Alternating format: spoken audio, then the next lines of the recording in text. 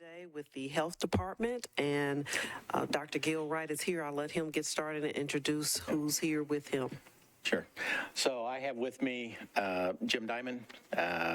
He's the director of our finance and admin, and we've got some additional staff in the back that's here for support, I guess. Right. So thank you, Vice Chair, and for Council for entertaining us here today. As a public health department, we try and approach everything we do through an equity-focused approach, and trying to provide all the cares and services that we provide in that vein. I don't know. Luckily we're kind of past COVID at this moment, but in the past year and a half, we've had monkeypox, now called mpox. We've had flu, RSV, along with a lot of other communicable diseases.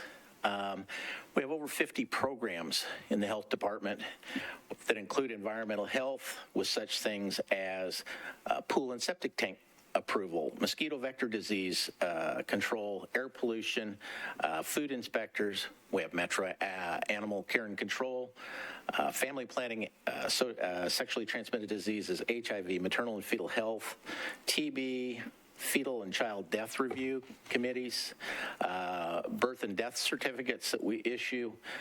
We even write letters of non-contagion for bodies that are being flown out of the country after they've deceased because they can't be contagious. We also issue HIN permits in case anybody needs that. We oversee the correctional care at the jails, and we have a lot of work for our support from our HR and finance to be able to do all of those different things. And then, of course, we have women, infant, and children's. So our programs are about 60% grant funded currently. So with that, I wanted to just hit a few highlights from our submission to Budget and Finance in FY 2023. The mayor and council provided us a $3.2 million increase with 19 FTEs, which was great. These were around partners in care, MAC, clinic staff, food and facilities inspectors, and air pollution. We continue to have, the partners in care, while we don't do a lot of the work, we do all the data collection and all of that. We also are the pass-through to the mental health co-op for those counselors that are riding with the police officers. And that'll be the same thing with the REACH program, which is the non-law enforcement.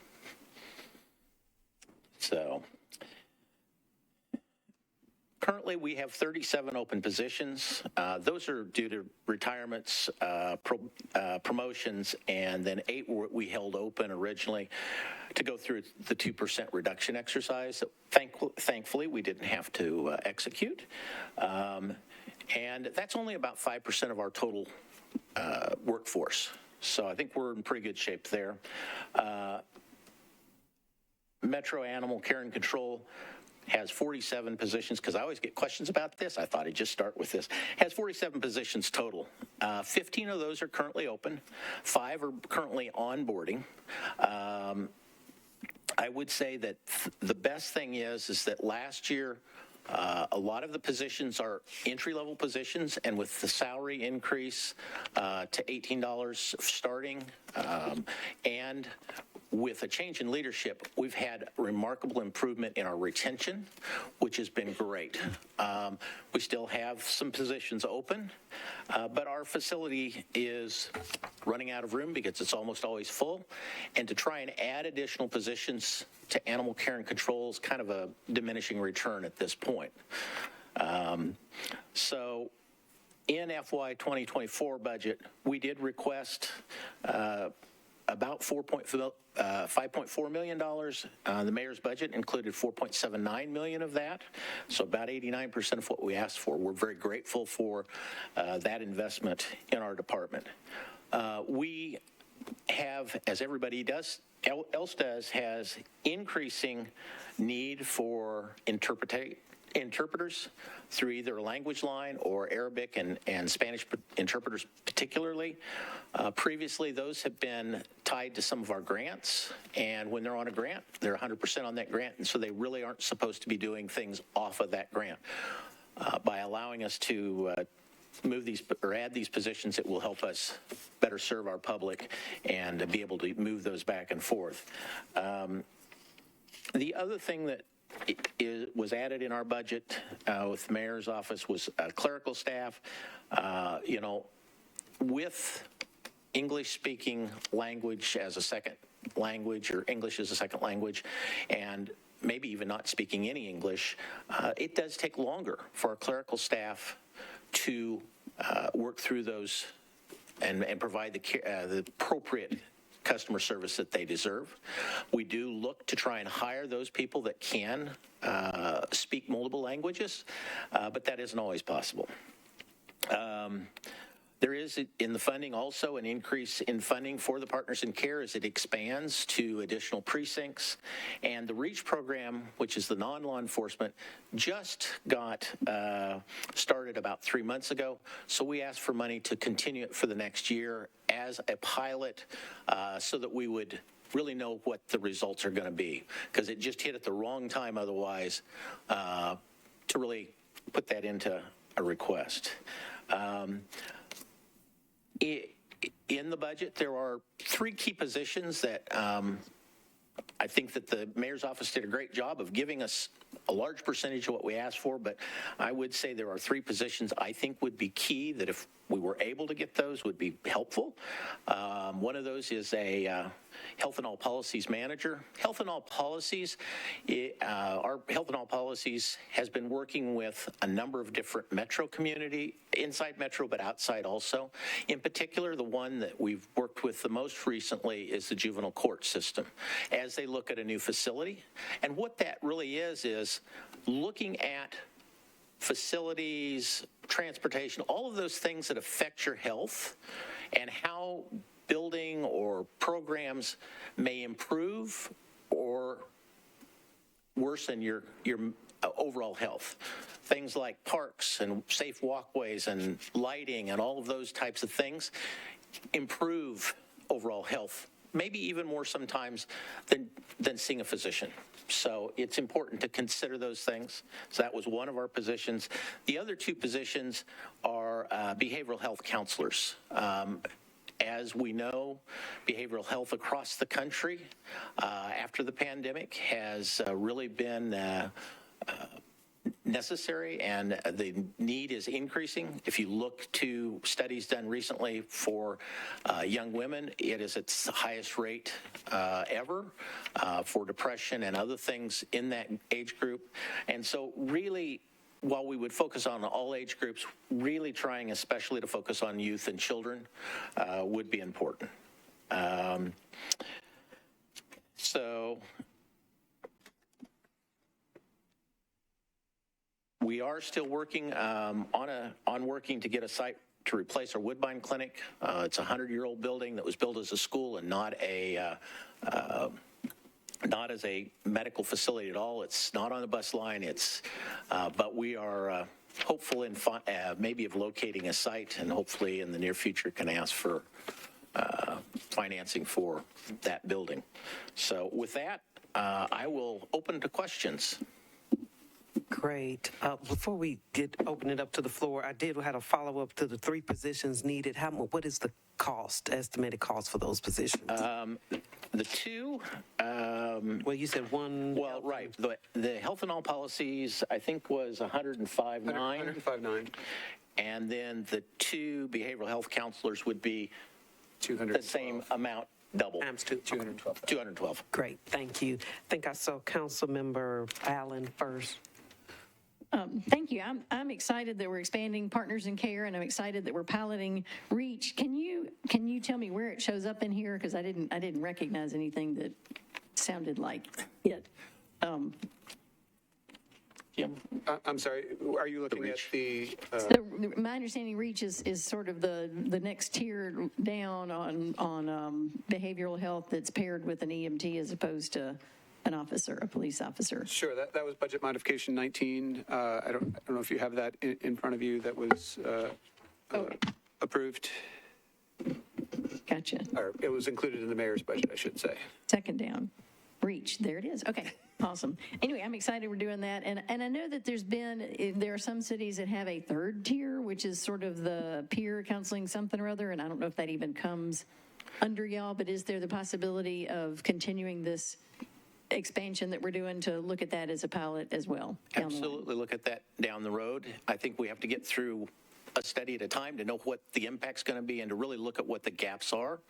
But that's also part of the reason for trying to build out our behavioral health a little bit and expand that, because with the opioids and other things, having some counselors that, if they are not able to get in right away, whether it be from reach or whatever, we can see them intermittently until they get into actual long-term therapy. Gotcha. So that's at least one of the thoughts we have. Great. Okay, thank you. And then totally different topic. You mentioned family planning, and I know that there is some adjustment in state funding for certain things. Does this budget fill in those gaps from other places so that you can still continue to provide information to women on how to plan their families in time, pregnancies, or when they're ready for it? We're in the process of kind of really understanding where that's at right now. Just got some initial information from the state and what their plan is. We're needing to look through how that really will affect us. Right now, the state has said that we will get the same amount of funding that we've had previously. So at least for this next year, we'll have the same amount of funding. The bigger issue is how we'll be able to use that. Gotcha. Because it's no longer federal dollars, it's state dollars, and so. A few more strings attached. A few more strings. Okay, well, keep us posted on that. Thank you. Thank you. Councilmember Benedict. Thank you, Chair. So on the Partners in Care and the REACH, I just wanted to understand the relationship with MNPD. I know that many times MNPD comes to us and talks about this program, and so I want to understand the funding, how it works in partnership with what the funds we give MNPD. Can you help explain that? So the way it really works for both of those programs, and REACH is done not with police, but with fire. So with both of those, we have the contract and finance the mental health counselors that come through mental health co-op. We also do the data analysis, the emergency communication system works through the process of how they separate out those calls, where they go, police staffs accordingly with the counselor and police, that piece of it. But the mental health piece of it comes through currently through our budget. Thank you. Excuse me. Thank you for that. And so I just want to make sure when we expand that, then all of the funding for the expansion really is coming to your department. The money for the counselors comes through our department, and the plan is to expand 2 more precincts this coming year, and we'll continue that until we've got it in all precincts. And then at that point, maybe we need to then think about, and council can think about, expanding the time that they're available, because they are on a restricted time frame. They're not available 24/7. So. And I guess the last question I have, and this probably is one for me to ask Chief Drake when he comes to, so I'm looking at the pre-budget hearing when folks came and talked to us, and the very first one was from an organization called NOAA, and they asked for the HEALS model, not Partners in Care. So I just want to make sure that we're responding to the public's concerns here. And then again, this might be a question more for Chief Drake or potentially both of you, but do you have any thoughts on what you could share on that? Well, I think actually with the HEALS model, I think that is really the non-police response. And so that would be our REACH program. It's the third one. Well, we're stepping it down through each of the different things, really looking at mental health, and it starts to address all of those things, but each community is different, and the needs of each community are different. And while there are things that work well in one community, they're not the only programs that work well nationally. So looking at things, this was the next step, was to do a non-police response. And then the third step would be to look at how do we manage those people that are frequent callers of the EMS system? How do we, proactively manage them, case management them? How do we make sure that those mental health people are staying on meds and proactively help them live a better life? So I think long-term, that would be the next step we would look at. And what model that is, I don't know yet. Thank you for that, and I think those are all important things for the public to understand and for me to understand as we look at that, because I do think that the HEALS model is a really great one for us to be working towards. So it sounds like that's something that we're continuing to look at. Is this program mainly driven, again, I want to just go back, as we look at the budget, and I'm looking at where are we spending every penny so that we can hopefully fill those 3 positions that you need. Is this program, the Partners in Care and REACH, are those driven strategically, policy-wise, by the police and fire departments, or are you driving those programs? I think it's a little bit of both. A little bit of both. Police drove the initial for Partners in Care as far as sites and all of that. We've worked with them to make sure we were asking the right questions, collecting the right data, so that we could show that it was working and how well it was working. And we have a working relationship with Mental Health Co-op, not that the police don't also, but it was decided to run the monies through us, so that's fine. Well, I would just like to say thank you to all those social workers. My wife is a social worker. I know how hard that is, and especially it's a new position that folks have stepped into, and I'm very appreciative of your folks. Thank you so much. Keep up the good work. Thank you. Thank you. Before we move to the next question from the council members, the Partners in Care, the program is expanding to Madison Precinct and East Precinct, is that correct? And that will bring the total to 7, I believe. And can you talk about, I think it's worth noting the success of the program so far and how this expansion of the program would be great for the city. Right, and it is, you're correct on where it's expanding. So next year we should, if expansion continues at this rate, then we should have all 9 precincts covered. I brought a little bit of data on, if I can find it here real quick.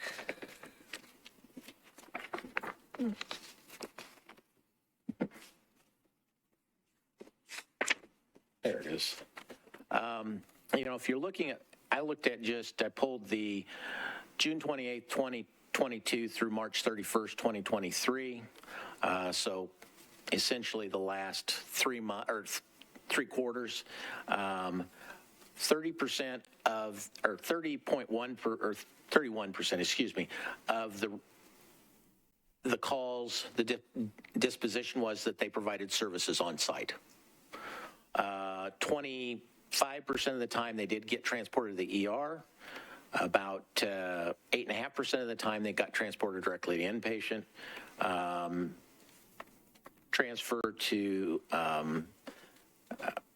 crisis center was 7.5%. Refused resources was about 11%, and 10.5% was other. Those that required a crisis assessment was 46.5% of the calls. Emergency communication errs on the side of trying to send earlier. So I'm not surprised it's about 50%. And the percent arrested was only 4.2% out of all of those, which is great. That totaled 1,500 calls. And they only used force in under 2%, 1.8% of the time did they need to use force. So. Thank you. Okay, just a follow-up to that, and then we'll go to Councilmember Druffel. If I could, do we have any data on, for those 1,500 calls or whatever in the past, would 750 of those been arrests? Do we have any data on that? I'd be fascinated. We can maybe guess, but it wasn't really well controlled to be able to gather all of that data. And the other thing is, the Emergency Communication Center changed the nature of what they consent and the naming of it. So when this started, so it makes it awfully hard to be able to track it back directly. But we do know that there's been a significant change in use of force and arrests. Thank you. Councilmember Dreffel. Oh, wait a minute, let me get your. Thanks, Chair. I just want to get a little bit more information. You said you have a focus on youth and children health. Can you tell me a little bit about what you do in that space? Well, actually, what we're looking at is mental health and increasing our mental health counseling ability. We know that from data nationally, youth and young adults, children, young adults, really are at some of the highest incidents for mental health issues. And not everybody has insurance. Not everybody can get where they need to. And this community, like every other community, doesn't have enough mental health providers. Currently, it's about a month or longer to get your first appointment with a mental health provider. So this is hopefully would be at least acute to be able to help these people until we can get them with a long term. If they decide to stay, we could handle that also. But that's what we're really looking at, is that's the group that we see as being probably the most need right now in the community. How many caseworkers or how many people or how much do you have involved in that aspect? Right. We have currently our behavioral health director is a psychiatrist or psychologist, and then we've got one counselor. We have not traditionally done a lot of mental health care. We traditionally have been a kind of a clearinghouse. If you come to us, we get you screened and get you in someplace. But we're finding more and more need, and it's longer and longer to get in. So if we can help the community in that way. The other thing is with these positions, some people are going to have insurance. We will be able to bill that. So hopefully we can offset at least one of those salaries, maybe both at some point, for providing those services. So. Okay, thank you. Thank you. I have a question about the animal care and control. You mentioned, how many positions do you have currently? We have, I believe it's 47. 47. And you did mention that at this point, you don't really have the capacity at your current location for more positions. Well, we can use more, we could, but it's not going to change the overall ability for us to take animals or the care that's being provided, unfortunately. Okay. Would it help with, enforcement of... Well, enforcement's an interesting issue, and we've got 3 people that are riding double in vehicles because we're waiting for new vehicles that were allotted last year. They take about a year to come in, and General Services is expecting them within the next month. Okay. So then we'll be able to turn 3 additional officers out on the street. Wonderful. Thank you. Sure. Any other questions, comments? All right, we have 7 minutes to spare. I love that.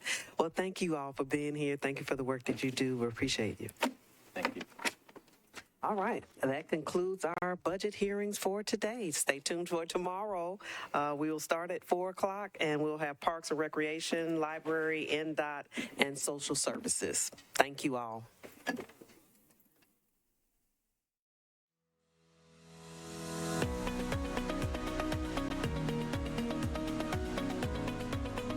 This has been a service of the Metro Nashville Network. If you would like to see this presentation again, or for more information on this and other programs, visit nashville.gov.